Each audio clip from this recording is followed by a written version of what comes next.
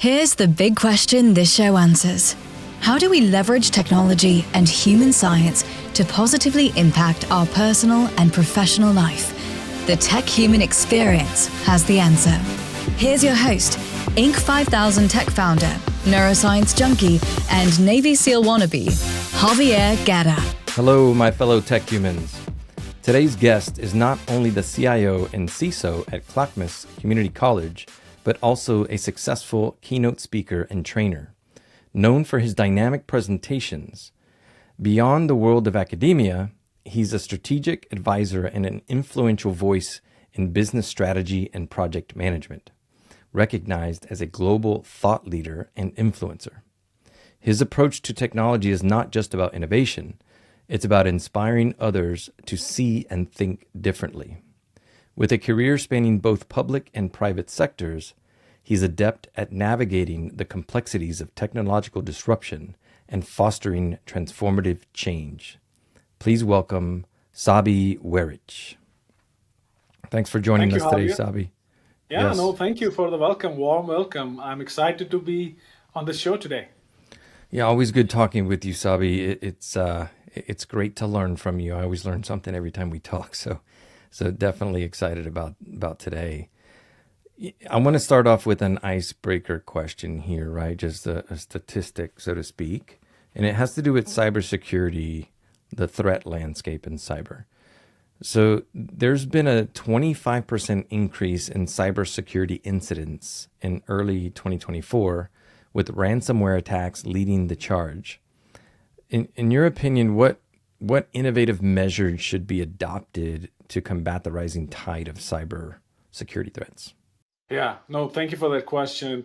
It's fresh in my mind because we recently were attacked with a ransomware attack. And interestingly, the 25% may be very generic number, but for education sector, that number is much higher. Like in 2023, almost 80% increase in attacks on higher education.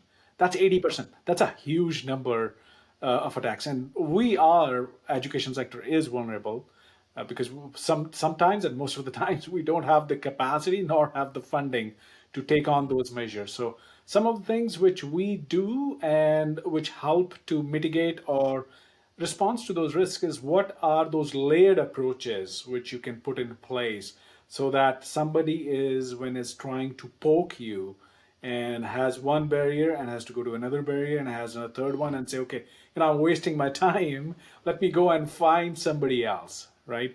So that's the key piece which we try to implement is what are those barriers which we can implement at low cost or no cost, which will help us to actually provide a good response in case which happens or even stop that ransomware attack. Yeah. It's interesting as AI continues to unfold and advance right before our eyes at an extremely rapid pace.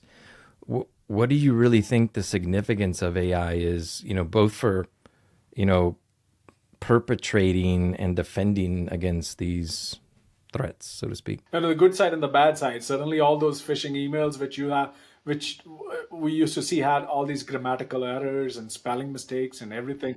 And I think in 2022, we were teaching our folks like, hey, if you see a grammatical error or see a problem in there, it must be a phishing email. And those things are gone, right? Folks are using free version of ChatGPT and using that AI tool to create such an enticing email for folks to, click on and break through that door, that human connection in there. Absolutely. There is a bad side and the good side from the AI perspective is like, how can we utilize AI for our benefit in stopping those attacks and predicting those attacks and say, okay, what are some of the things which we can do which will reduce that number of attacks which we can happen, or also even reduce that impact. So we're definitely looking at AI as an ally here at Clackamas Community College and using some of those tools to look at those phishing emails or those spam emails or communicate to our end users in much more effective way.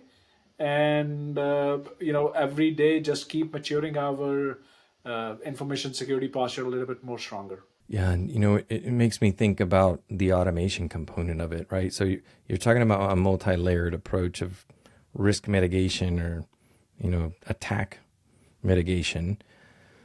But I'm wondering, as it continues to advance and these threat or bad actors continue to advance and how they're leveraging these advancements in the tech, like, are they able to automate those attacks at the different Yeah. layers as well, right? Like, Yeah, they have these bots already traversing all the internet and poking different places and see and figuring out what are those vulnerabilities in all the websites which all the organizations have.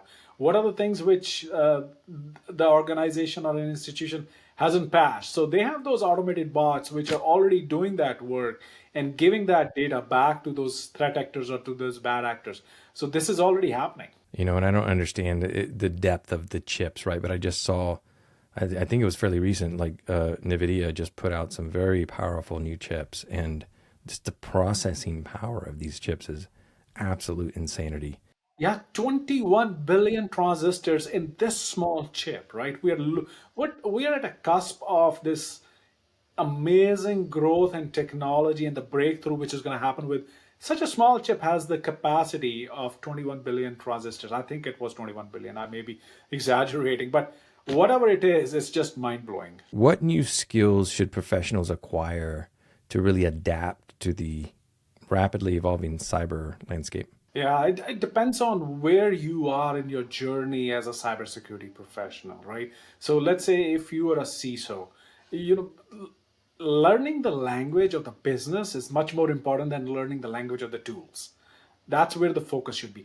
Can you actually talk with the business owner and convey the risks which they're going to have and the impact it's going to have on them rather than just saying, hey, we just need multi-factor authentication? Able to translate that technology into the business impact, that's where you need to learn that business language, no matter what vertical you are, whether you are healthcare, whether you are in education, whether in retail, government, whatever that is. And if you are just starting your journey, there's a lot to learn out there in cybersecurity. Take that small step and start learning, especially the newer technology which is coming in, because the pace of change which we're seeing right now is the slowest which we'll ever see. It's just going to be exponential from here, right? So some of the tools and some of the technologies which you're going to learn today may be outdated within next 1 to 2 years or so, but focus on those fundamental core pieces of technology and say what are those things which will help me to continue to build my skill set. There is so much fear about AI, right? Is my job gonna be will be there in next 2 years, 3 years, who knows, right? But that doesn't mean you shouldn't be learning that technology. I think in the last 1 year I have heard this sentence more than anywhere else is like your job will not be replaced, but your job will be replaced by somebody who's using AI, right? So I've heard that like multiple number of times. So take that small step, start learning it. Make AI your best friend, your ally, because that's going to help you. Yeah, absolutely. And I've been kicking around the idea of like, no, we help clients in the space of cyber, right? But I myself am not a cyber expert. I consider myself a human science expert, a team science expert, right? Which applies, if you think about cyber threats are really 95, 97%, according to some sources, typically the issues in cyber are coming from people 95 to 97% of the time. And so, but I've been looking at like, man, do I go into a boot camp for data science, for AI, for cyber? And, I've recently found one here locally that's one of the best in the nation that is kind of mashing all those together. It's mashing cyber, AI, and data science. And so it's like, oh, interesting, right? And because it is changing, but I don't, it's like if you're not learning, you're going to get even more so left behind. Yeah, absolutely. And not only, the organizations, and I think the federal and the state are now waking up. Recently, a bill was passed here where state of Oregon, where I'm in Portland, Oregon, where they created the cybersecurity center of excellence now. So the states and the government entities are all coming together to help and say how we can help these organizations. How can we create that center of excellence where we can train, teach and provide those resources. Yeah, it's interesting times that we're in for sure. It's nuts the pace that this is going. So, let's shift a little bit and talk about being a technology leader, right? You're obviously a very well-rounded technology leader. You do speaking engagements. You're CIO, CISO, but there's a growing I guess conversation or discussion going out there in the world or in the industry of the importance of really building your personal brand as a technology leader. So, in today's digital age, right, quote end quote, how important do you think it is for technology leaders to really build and maintain a strong personal brand, and what impact do you really think that it has on their career progression, so to speak? Yeah, absolutely. One thing is, yeah, what is your brand, right? It's not like what you talk about, like I'm good at that. It's like other people. What do they perceive when they see you? What have you accomplished? Are you able to articulate that in a way? So the first thing which anybody, let's say, if I am gonna meet a leader or somebody, the first thing which I'm gonna do is I'm gonna Google that individual, or even before Googling, I'm gonna see if that individual is on LinkedIn, right? Because that's the framework. So, what have you looked at your LinkedIn profile lately? Have you looked at sharpened it, made it look professional? Do you have your a very professional picture of yours, or is it like a picture which was taken like 10 years ago when we were all young? Have you refreshed that? Do you talk about your accomplishments a little bit about that? Are you sharing the knowledge, right? It's not about what you know, but it's like, are you sharing that knowledge with other people and making an impact on that, right? So that's where you build your brand, and that's where you start creating that followers. That's where you become that leader. So it's very important to paying attention to how people perceive you on LinkedIn, and what are you doing to continuously keep it refreshed and keep it keep the conversation going on those platforms. Yeah, keep it relevant. And so what's coming up from when you're saying that is, I'm thinking about what I've done, with my own brand, right? And I wasn't necessarily doing it for that, but what I've worked on very hard in my life is I'm trained at a master level, coach level, and I've done tons of, literally I call myself a personal development junkie because of what I've done, and I've led workshops and seminars and entire weekends. But it's what I've done is I've really done a lot of work to figure out what's important to me. What are my value systems? Like, what do I want to accomplish in my life? What legacy do I want to leave behind? And how do I want to kind of guide others? And how do I want to make an impact on the world, right? And then I've started to do that stuff. I've started to, put out educational content and do speaking engagements in alignment with what my values are, what I believe my life purpose is.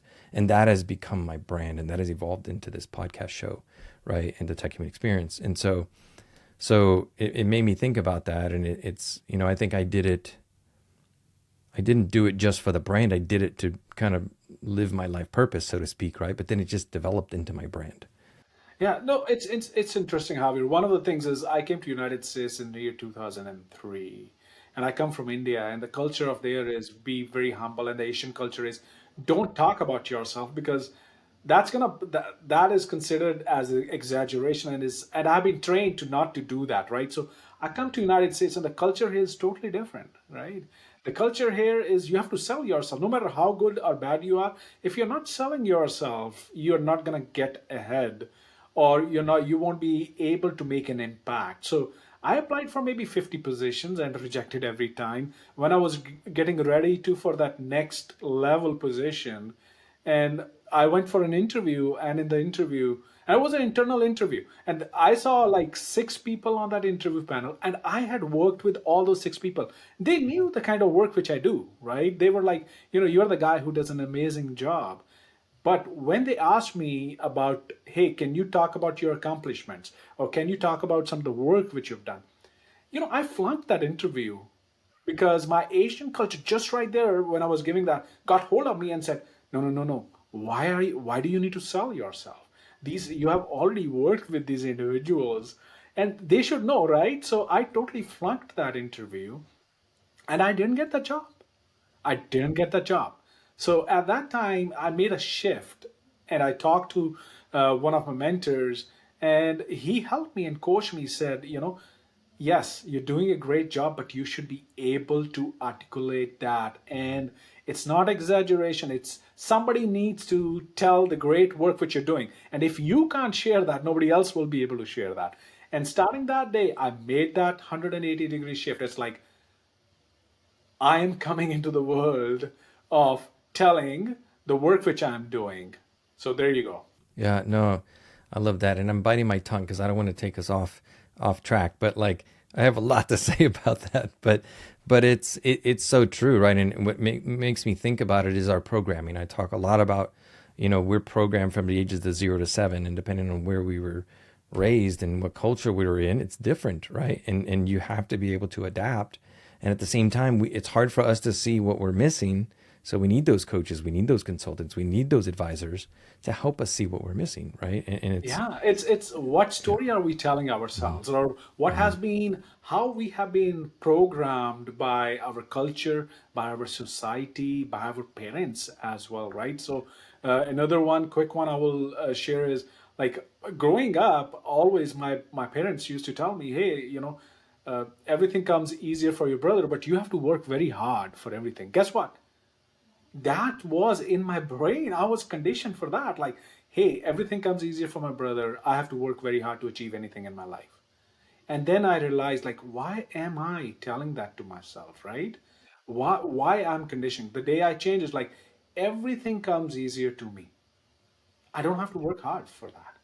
And that small shift in your mindset totally changed the picture for me. It makes me, it makes me think about, I wouldn't say he's a friend, he's an acquaintance of mine, but one of my clients is his, his son-in-law has a YouTube channel called Demolition Ranch, right? And I met him years and years ago, but he just kind of went out there and was playing with guns on his parents' land and blew up. Now he's over 10 million followers, and he's extremely wealthy from his YouTube channel. And he goes out there and just has fun and makes, maybe probably a video a week. And he's not working, like, it's fun. Like, he's doing what he loves, and he's extremely successful because of it.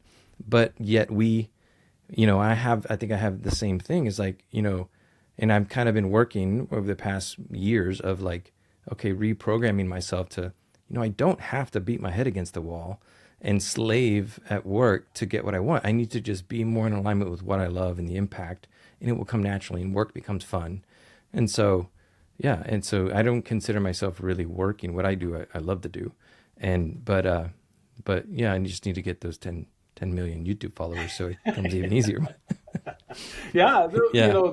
you said it so true. The system has been put in place, Javier, that no matter where you start, you're going to end up at the same place if you don't disrupt that system. Because our education system drives you or trains you, hey, go and take that 8 to 5 job, or, go and do that and go and do this. You can't do that. You can't do that. So you have to disrupt that system if you get out of this rat race. Yeah. Okay. I need to switch topics because we're going to be here all day talking about this. Isn't So that the case all the time when we chat? yeah, yeah, it's yeah, this is definitely a hot button for me. So I know we talked a little bit about this already, but is there any other maybe tips or strategies you could share for tech professionals looking to really kind of develop their brand? Yeah.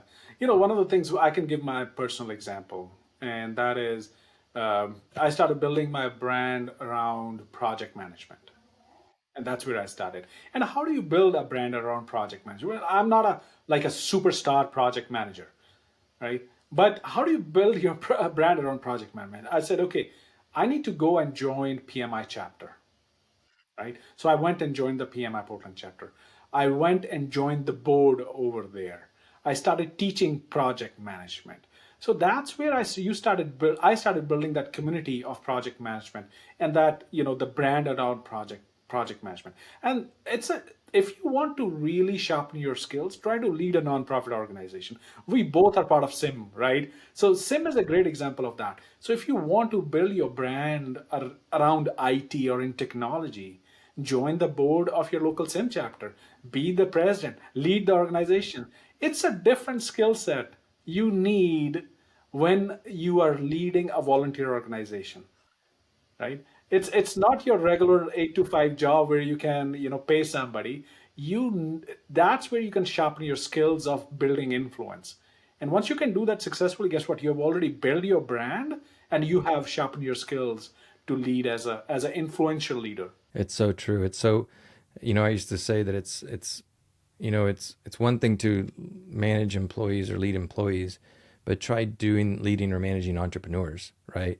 And then also that's another dynamic of nonprofit organizations. I've been involved in multiple, and it's definitely a different animal, but it grows you so much, and I've learned so much by doing it. So, once they build the brand or start to build their brand, what would you say? What advice could you give on how could they leverage that personal brand to really influence and lead effectively in the tech industry? Right, start publishing some of the stuff in there. Right, the way I started doing was I went on to Google, and you can go to alerts.google.com and say, okay, what are other people sharing about, let's say, leadership or about project management? And then you can set up that alert that every day you will get, everything all across the globe, all the newsletters or articles which people are publishing around project management or leadership or CIO, whatnot. So you can set all those alerts, separate alerts for each of them. And every day I will receive an email with all those articles, and I will click on those, learn, and say, okay, this is really, useful, and I should share it with other folks because this helped me. It might help somebody else, right? So it would take me like less than 5 minutes to go in there, click on that, and say share on LinkedIn, and there you go. You're posting something on LinkedIn to help other individuals. And then once you start doing that on a regular basis, LinkedIn loves you for that. And then you're going to show up on everybody's feed.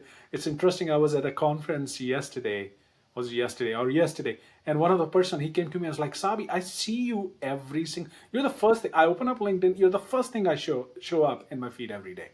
Like maybe LinkedIn loves me because what I'm doing is I am sharing the content, I'm creating content, I'm posting that. Yeah, no, it's so important, and it's as I've been doing it, right?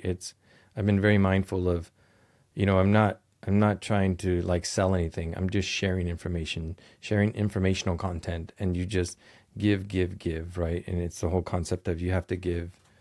The more you give, the more you receive, right? And so it's just sharing valuable content, and as you share that and you make that a point to do that, you're learning so much, and you're just going to advance yourself in Yeah, whatever you're no, trying to Javier, do. you touched that very important point of giving, right?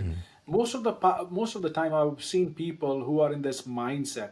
Hey, I don't have the time. I don't have anything, right? So what you're telling yourself is you don't have time, and guess what? You're attracting that in your life, right? And they say, I will give when I have something. Giving doesn't work like that.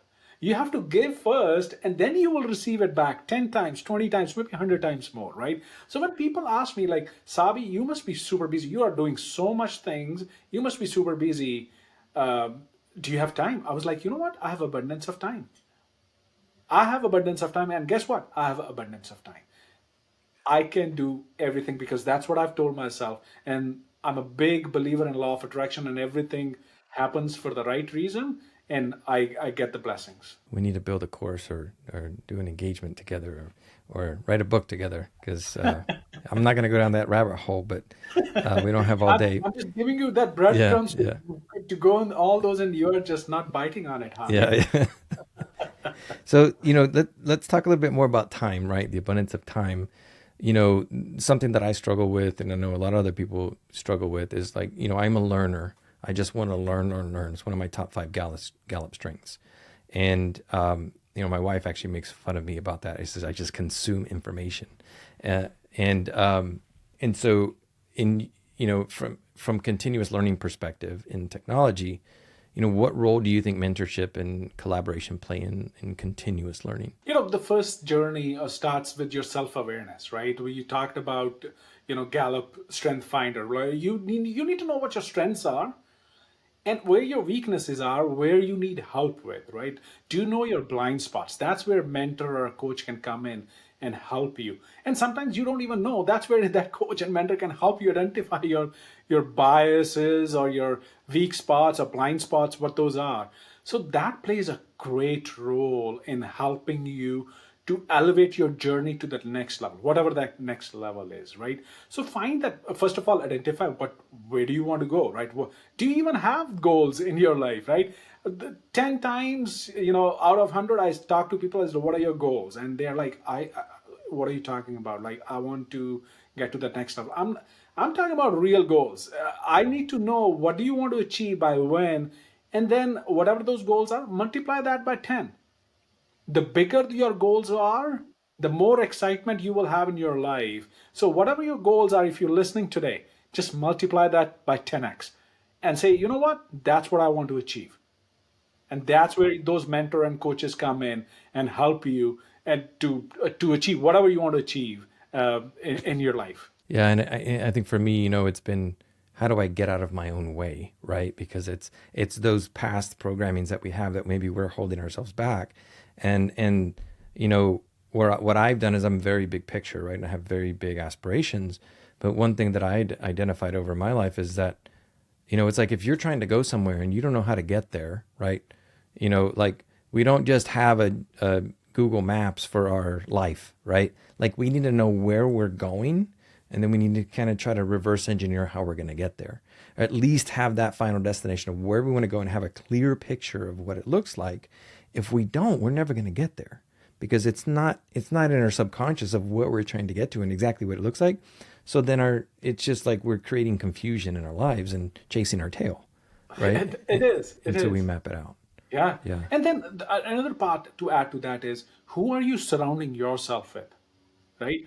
Are you part of a mastermind group? Who are those 5 folks, right? They talk about who you're the net of the 5 folks you surround yourself with. So who are you surrounding yourself with? Are those people, are those folks are there to help you get out of that comfort zone, or help you give you the courage to get out of that fear zone and help you learn those new skills? So surround yourself with people who believe in you, who want you to be successful. And if they are on the same path as where you want to go, then you're going to get much faster, and and you're going to enjoy that journey when somebody's there with you.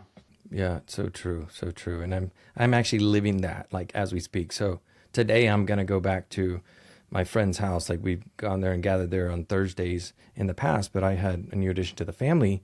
So in my mind, I was like, I have too much going on. I have all this family stuff. We moved, got a new house.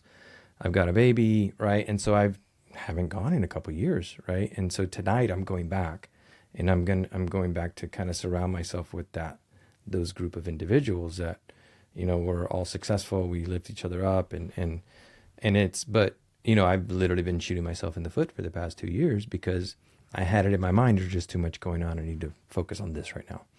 But time flies by. Time flies by. Before you just said it's already 2 years. Yeah.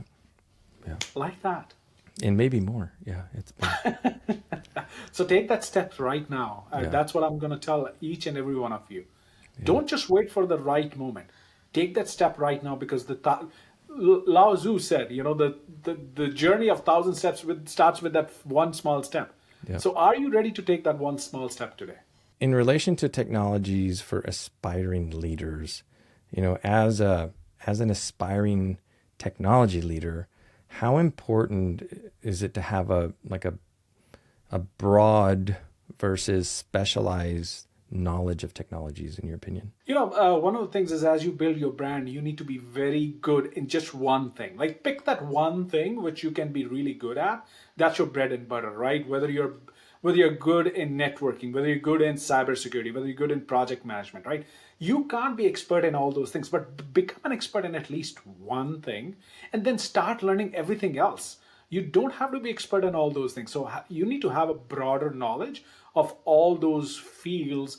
So as you grow in your career as a CIO or a CISO, you don't need to be expert in all those things. I didn't come from networking background, but I know just enough to be dangerous. I came from application development. That was my bread and butter, and then went into project management. So I have a broader sense of all the tools and technologies, but at the end of the day, it's all about people. all about people. So that's where you're going to make the huge impact and the huge difference. Yeah, it's such a big topic of interest for me, right? Granted, the name tech human, but again, we won't go down that rabbit hole because I will hijack this conversation. But yeah, no, it's so true, and I think that's one of the areas that I struggled in the past is that it's like I want to learn so much, right? One of my top strengths is it's actually my number 5 top strength. It's learning, but I want to learn everything. But if I try to do everything, it's just dissipated, right? So I learned that I need to pick one thing and just go deep into it, right? And then the others will follow at some point. But that's a big area of struggle for me. Is I need to focus there and go and become expert in that area. And the other stuff can wait, right? I can do that later. But it's, yeah, easier said than done. Okay, so let's talk a little bit about fostering strong professional relationships. In your experience, what strategies are most effective for building and maintaining strong relationships from a professional Right. standpoint? Right. When I talk about relationships, I usually say, do you get relationships? GET. G stands for gratitude, being grateful. E stands for empathy. And how are you grateful, right? And what are you grateful for every single day?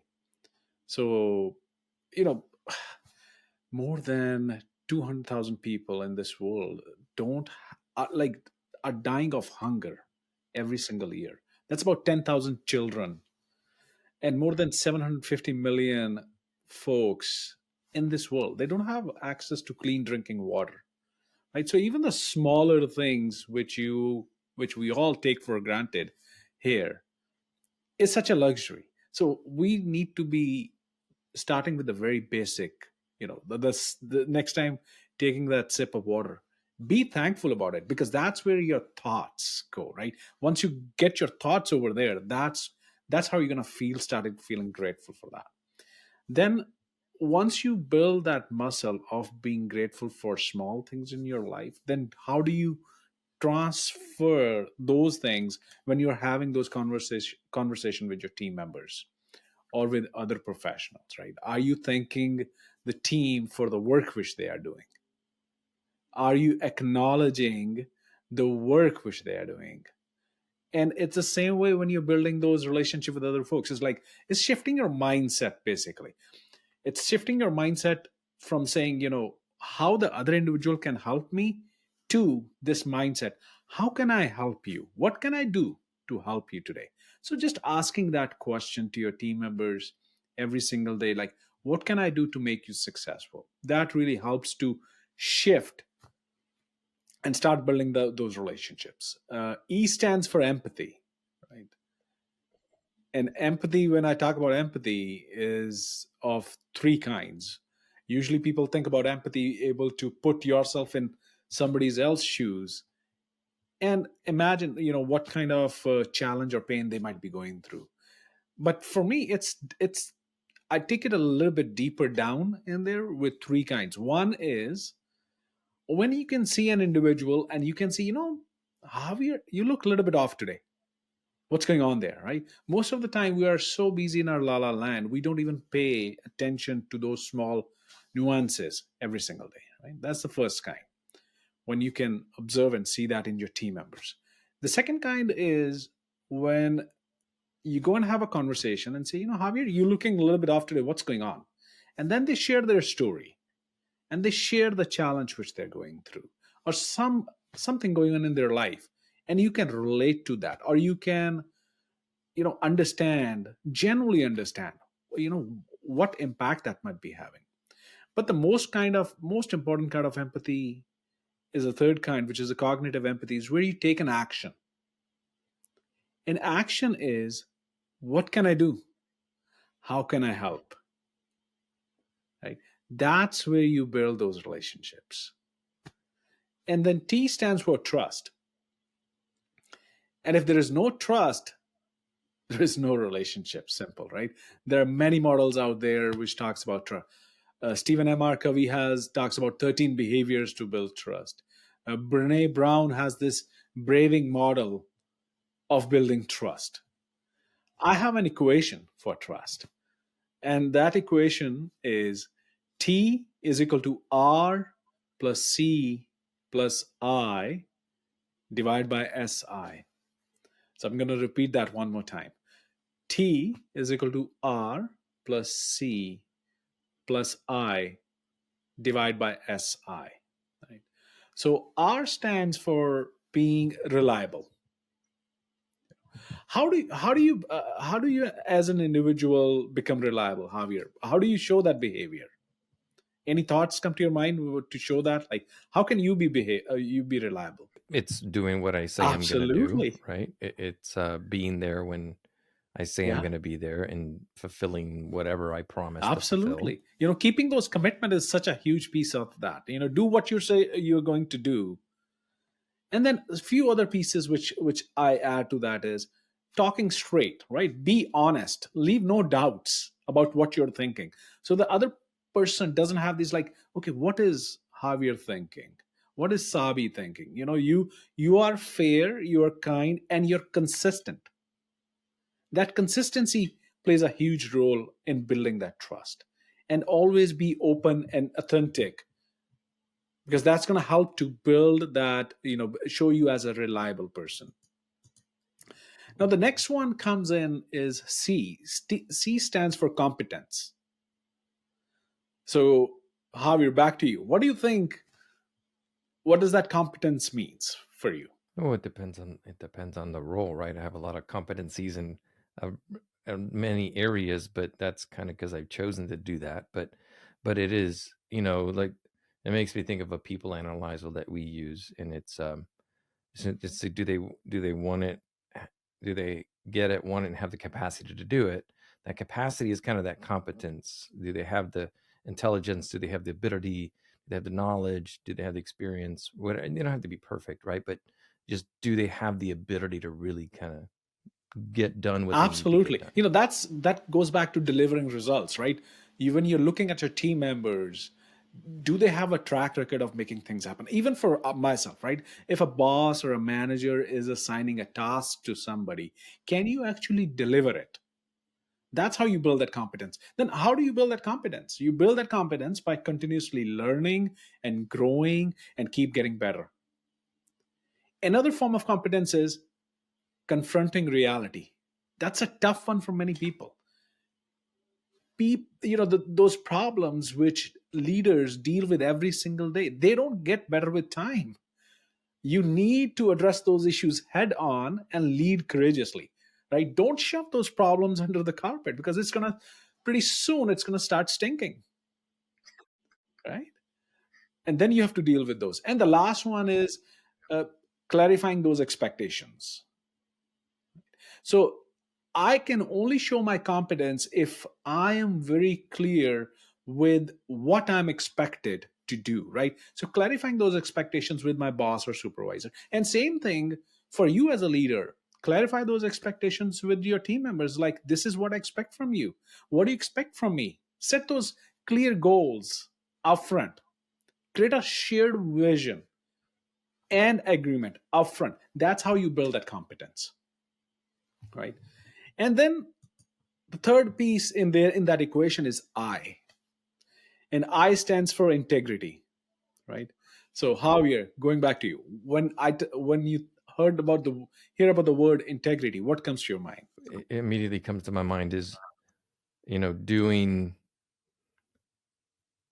in private what I Yeah, would do in public, right? It's like not being like two-faced, or it's just kind of like having those values and sticking to them, whether someone's watching or not watching. absolutely right. Doing the right thing first time, when somebody's watching or not, right? And another piece to add to that is, let's say if you do something wrong, because we are all human, intentionally or unintentionally, we're gonna make mistakes. It's okay. How are you growing from that? Are you owning that mistake? Are you correcting that mistake and then say, you know what, I'm not gonna repeat it?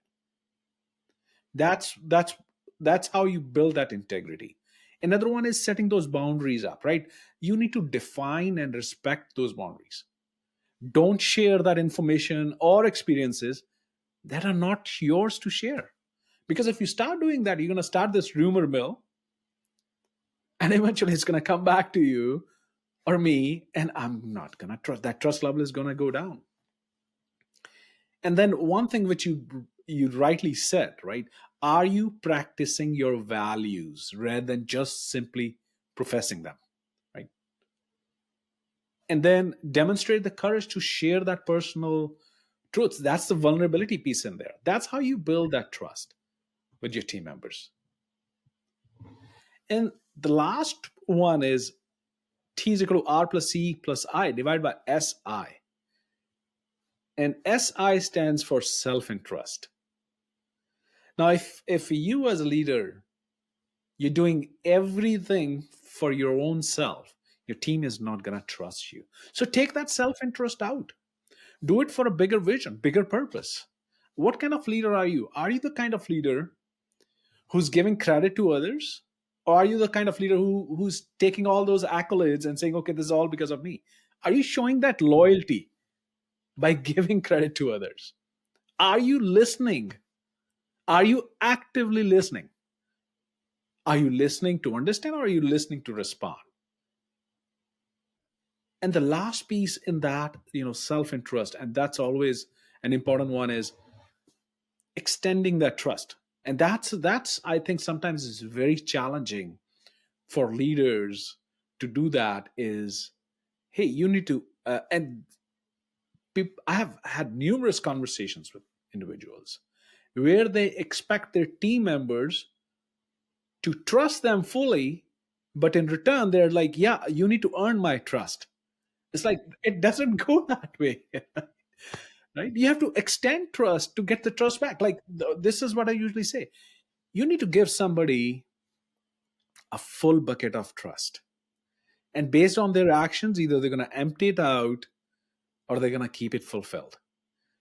But don't give them an empty bucket and expect a full bucket for yourself. That's not how you build trust. Right? So that's my equation for you. Oh, I love that. And you said so much stuff there packed with wisdom. I forgot about the first things I wanted to talk about, but just from that equation perspective, I have an equation that I've created, and it was inspired by Jeff Bezos, not for the same concept, but Jeff Bezos says, the founder of Amazon, said that I read a book years ago, but he said that you don't truly understand a problem until you can bake it into a mathematical equation. And so I love that you did that. So it's very interesting. It's a very powerful equation, because all those things really play into trust. And if you study the science of the best teams in the world, there's a foundation of trust, right? And if that trust is not there, there's a whole cycle that just crumbles after that, because there's different stages in building world-class teams. And so I love that you created that equation. So I'm definitely going to have to use that, with my team, potentially, like for myself, even, like, some things came to mind, like, man, like, am I really doing a good job there? Right. Because he's totally right. That has like a big influence on trust, all those components. So very, very powerful. So I highly recommend anybody that's heard this to definitely, take a step back and maybe try to leverage that equation in some capacity. So Sabi, what role do you really believe empathy and understanding play in professional relationships? Can you expand? I know you touched on them, but could you go any deeper on that? Yeah. It comes back to when you, going back to those three kinds of empathies. When when you're asking for, like, how can I help? And somebody's asking you for that help. Don't just walk away, right? Don't just think like this is something which you have to ask and then don't follow through. Because if you don't follow through, that's actually going to hurt even more rather than if you have just kept quiet. Right? So when somebody is right there to asking for help or even sharing something, step up. Don't just run away. I will give you an example. I was doing a project, and there was this lady, and she was supposed to pick her husband from Seattle airport. And she's she looked a little bit stressed to me that particular day. I was like, hey, what's going on? And she was like, I have to go and pick up my husband. His flight is like 9 p.m. or so. I hate to drive in dark time. So I was like, okay, I do you want me to drive with you? I will be happy to drive you to the airport to pick your husband up. Now, it wasn't like I was just joking. I was really serious because she was really stressed about. So you need to step up and get out of your comfort zone and ask for things which you can deliver, because that kind of vulnerability, that kind of stepping up really helps to build that stronger relationship, that empathy. Like, I understand how tough it is. I don't want you to get hurt or stressed about driving to Seattle at night. I'm here to help you, right? I would have to make some adjustments, but it's okay. That's the role of the leader, is to step up and be there for their team members. It's not only about technical stuff, it's the human connection. It's the human connection that helps to build that trust and that relationship. Yeah, completely agree with that. And that's just a crazy powerful way to accelerate that trust, right? And when people trust each other and you offer something like that to help somebody, like it only motivates them to typically want to do it in return, right? So if you're helping your team at that level, it's not just about business. It's about, hey, like I'm helping you over here. It's completely outside of the scope of what we do at work. But they're like, wow, he actually cares. Like he's actually taking his own time to help me. That's just going to make for a better team and better Absolutely. outcomes for everybody. Absolutely. Keeping those Yeah. commitments is such an important piece. With, if you say you're going to do something, don't just walk away. Then be committed, doing Yeah. it, step up, and do it amazingly well. Yeah. Powerful stuff there. It's about people. Yeah. And the connections for sure. So, as a leader, right, it's not easy.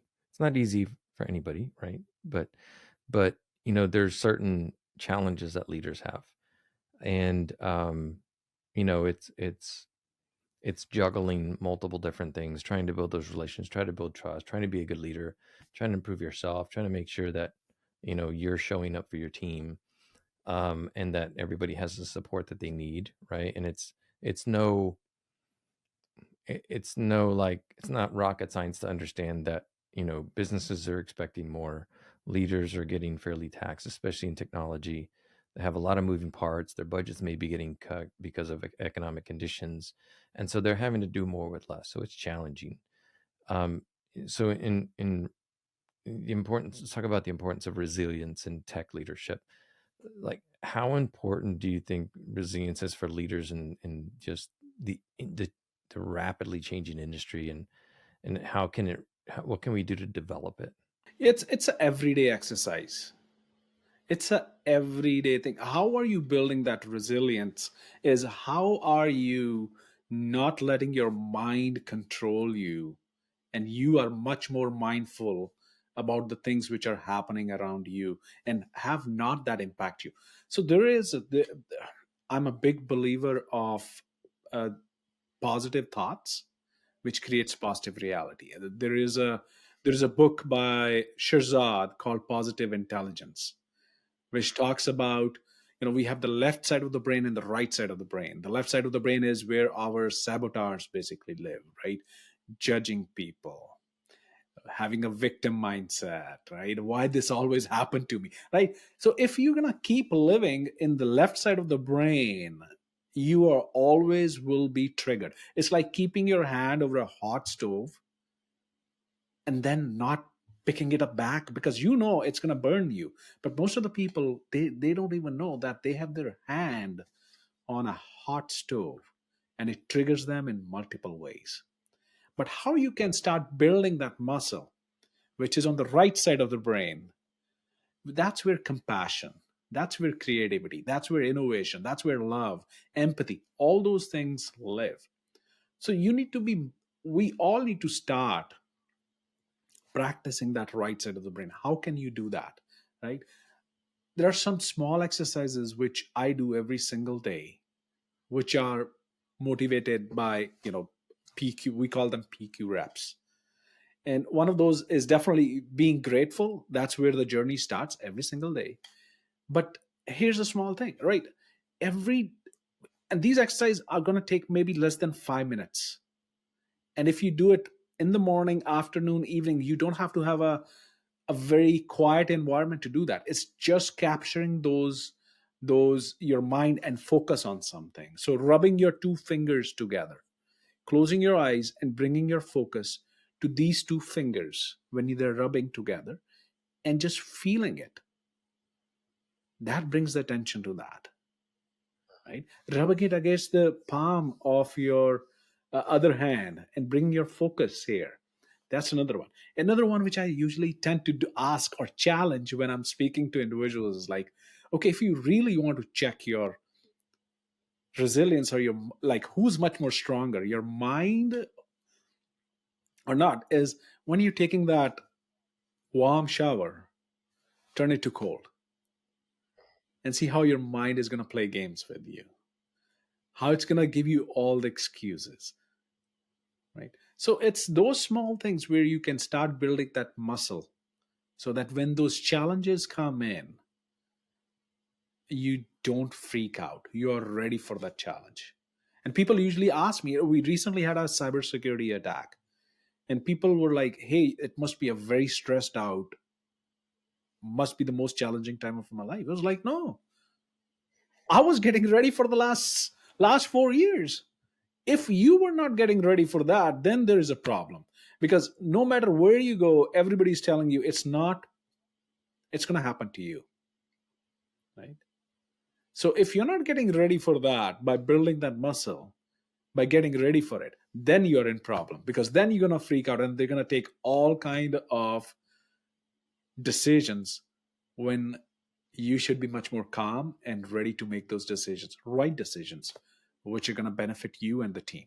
Yeah, it's so important, and it makes me think about, and I just lost it, but the whole exercising the muscle, right? It's if you want to grow a muscle, you need to exercise it. If you want to build that resiliency into the mind, you have to exercise it. And I agree with the gratitude. I just heard yesterday. I think it to from a financial perspective, of course, there's many other forms of gratitude and wealth. But from a financial perspective, if you're making more than like $36,000 a year, you're in the top 1% of earning in the world. That just blew my mind. I just heard that yesterday. And so just being born in the US or some more country that has more financial stability, we're so blessed, but we take it for granted all the time. And I I posted a post on LinkedIn the other day about like rich people problems, right? It's like this guy talking to his boat, like it was a funny video. It's, why I posted it, but uh, it's so important, because if we really do create what we think about, and it creates our expectations, and we will look for the things to prove ourselves right, because that's the way the brain is wired. And if we're constantly focusing on the negative versus the opportunity for growth and improvement, then that we're just going to kind of be draining our batteries the whole time. And when those things do happen, it's like, oh, there it goes again, right? And so and it's such a waste. I had to learn that the hard way, and I'm not perfect now. I think we all fall into our periods of negativity, but I've done a lot of self work and a lot of seminars, and I mean meditations at sometimes hours on end, to where I'm exercising those muscles of like what am I thinking about, what am I focusing on, and it's extremely powerful. So I couldn't agree more with that. Yeah, one thing which I will add to that is you're working on yourself, but what kind of environment you are in. Because The thing is, no matter how positive you are, if your environment is toxic, it's negative, it's always going to win. So you have to change your environment, not only change your thought process, but also your environment. So who are the folks who are you surrounding yourself with? If you're surrounding yourself with people who don't believe in you or who are negative, who are always looking at faults and saying this can't be done, guess what? You are actual product of your environment. So change your environment and you're going to see how you're going to grow. So surround yourself with people who are positive, who are helping you to be better, who are on the same journey as you. So make sure you do that. Yeah, it's so important because it's very easy for those other people in your environment to trigger something and kind of push you down a negative path for sure. So that presence and awareness is very very powerful when you can be in that state and not let the change sweep you away, so to speak.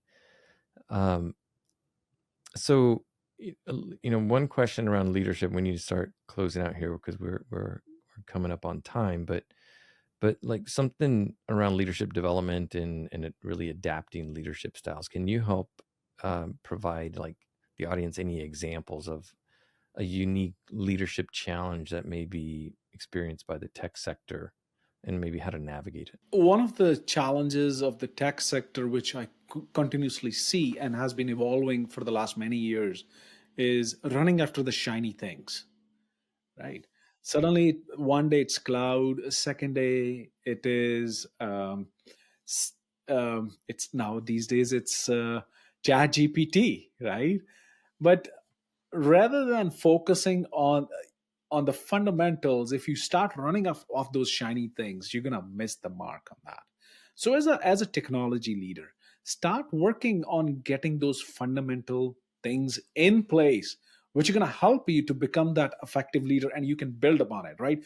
Everybody talks about AI these days and say, I can go and get that shiny stuff. I can implement Microsoft Copilot, and all be, AI is going to help us. It's like, okay, take a pause. Let's take a step back and say, what is, it's not just switching that button on and say, we are AI. Do we have the data quality in place? Do we have the data governance in place?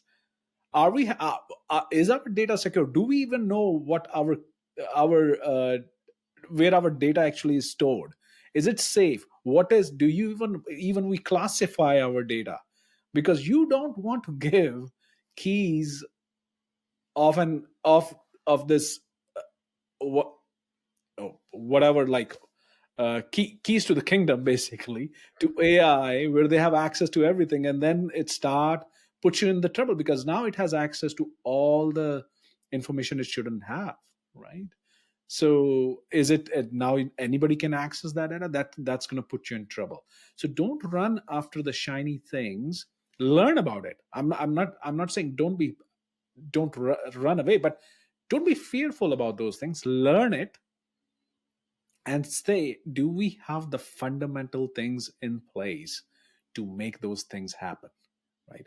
A few years ago, I was managing a program and where somebody made a decision, hey, we're going to go to the cloud. Like, okay, why are we going to the cloud? Like, it's like, does it sound sexy? That's why. And they were like, no, because everybody's telling that's the way to go. Okay, we'll take a step back. Just about a year ago, we co-located our data center. All our infrastructure is new. So why would we waste all the money which we spent about a year ago? And there's thousands of dollars, hundreds and thousands of dollars, to again spend that money and go to the cloud when it doesn't make any sense right now. Yes, there are benefits of going to the cloud, right? Disaster recovery, business continuity, all those things. But then you have to look like from the business perspective. If you are not wearing that business hat as an IT leader, you're going to be in trouble. You're going to be in big trouble. So wear that business hat and say, how are you going to communicate that to a business person where they're spending that money? And if they come to know that about a year ago we spent all that money and now you're wasting, why didn't you make that decision a year ago? Why can't we wait for another 3-4 years? So that wearing that business hat for a technology leader is such an important piece to continue to grow and be successful. Yeah, it's so important to look at the big picture, and I think that's increasing. I mean, I've seen it increasing more and more. The importance of that, of the CIO, the CISO, sometimes CTO as well, becoming like the right hand man of the CEO of helping push the business forward. But it doesn't always happen that way. But from there, it's how to properly communicate the need, right? And that's another art form, is how do you communicate it to that executive level and in their language and what they care about. Yeah, and have you not only communicate, but before even communicating, have you built that trust? It comes back to the trust again, right? No matter, if you don't have the trust, no matter what you communicate, it's going to be always will be taken with a grain of salt, always doubting whatever you are communicating. So even before communicating, try to build that trust with that individual. Try to show that track record of being consistent, or be consistently making the right decisions, so that when that executive is there and you're communicating with the CEO, yeah, they know, they trust you, that whatever you're saying makes the right sense. Yeah, great point. It's an ongoing thing. It's just continuous trust building. It's just going to do you good and your team good, your organization good. So Sabi, before we close out here, in your opinion, what do you see unfolding as AI continues to impact our daily work? Yeah, it's going to be a game changer, and it is already uh, changing so many of the ways the things are being done, right? So I use it every single day. It's a great productivity hacker. In that way, it's going to increase your productivity. But there are so many ways where it can help. AI, whether it's any kind of AI, whether it's predictive AI, machine learning, generative AI, LLM models, what those, right? Different forms of AI. It is the way everybody is focusing on it and working on it, and all the money is actually going towards it. That's a huge factor, right? No matter how exciting a technology is, if people don't adapt to it and are not excited about it, you will see the money get sucked out pretty quickly. Nobody's going to invest in that. AI is that field where it's created that hype, and now every and all the investments, you're going to go and they're going towards AI because everybody's asking for it. All the products suddenly have now, a co-pilot. You pick up Adobe, they say, hey, we have a co-pilot. You pick up Salesforce, hey, well, we have a co-pilot. Microsoft has a co-pilot. Everybody's out there is jumping on that bandwagon right now. So there is definitely a hype right now. But look at your use cases for your particular organization. Again, don't run after the shiny things. Look at how AI can help your particular organization in becoming more productive, in augmenting, not replacing the jobs where there's a lot of fear is, but how can it augment and help your team members to be able to deliver on the services in a much more efficient way rather than being burning out, right? What are those time suckers, right? Which are like password change, like number of tickets which we get are like, hey, I forgot about my password. And that's one of the talking to service desk folks, like, why do we have to do this all the time? Can we automate those processes, right? So look at those use cases and say where it can help your team members to reduce that burnout, make their experience better, and start implementing those in small steps. Yeah, great points. And this will, this is a good skill and a good habit to build, right? Because there will be new advancements in technologies that continue to come in cycles. And so, not only will it save you time and energy and money now, but in the future, as new technologies come out, it's going to continue to help you. So great advice. Sabi, thanks for joining us today and sharing your insights. Always great talking with you. And, I always feel whenever I'm talking to you, I always feel like I want to keep talking, but like we've got to cut it off at some point. But with having such great feedback and ratings with your speaking, you do a lot of speaking engagements. I think you have something like 98% of audiences finding them highly valuable. 96% of the audience is finding you extremely engaging and interactive and relevant. It's very obvious that you have a talent for inspiring and connecting with people. Can you help the audience understand how you've been able to partner with organizations to help them further their causes and, really make an impact through sharing through your Yeah. messages and talks? I share my life journey, my life stories, the challenges and everything. And I think people connect with that. It's the real stories. It's in the trenches every single day. As an IT leader, I am in the trenches every single day. And I have been in those for the last 25 plus years. So I have a lot of stories to share and a lot of ways which you can become an individual can become an effective leader, how you can start leading your team by building those relationships effectively, how can you get out of your comfort zone, uh, go through, individuals go into that fear zone, but have the courage. How can you build that courage to go through that fear zone, how you can start learning new skills and start leading effectively and become those, what I talk about is purple cow leader. How can you become a purple cow leader where you can start leading beyond even your limits, right? Having a positive mindset, unchaining yourself from those self-limiting beliefs, building those amazing relationships, going back to, do you get relationships, that gratitude, empathy, and trust?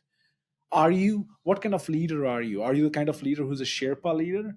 Sherpa leader is somebody who's like asking, is not there for themselves, is there for the mountain climber and help them climb those Mount Everest or those complex mountains. So are you the kind of leader who are in your organization helping your team members to solve those complex problems in your organization, and how you can become one, and then leading with that amazing energy, how you can shift your energy to be more positive, because if you're more positive, you're passionate and people attract to that energy.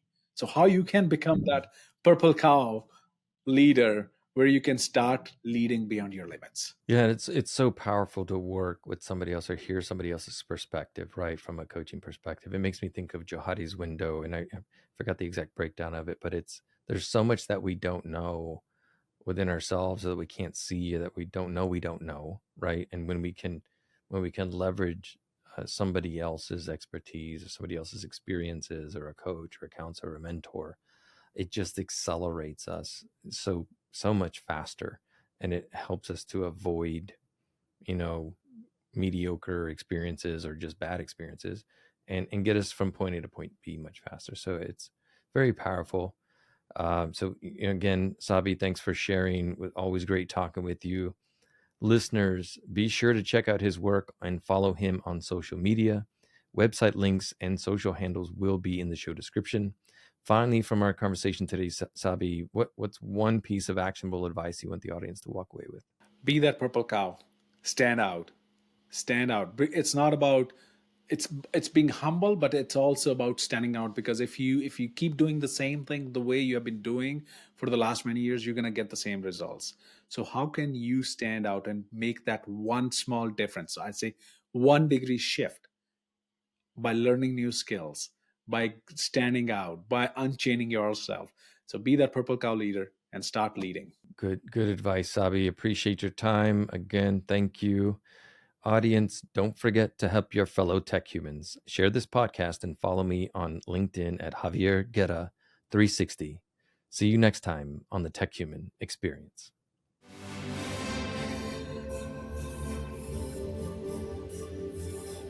The Tech Human Experience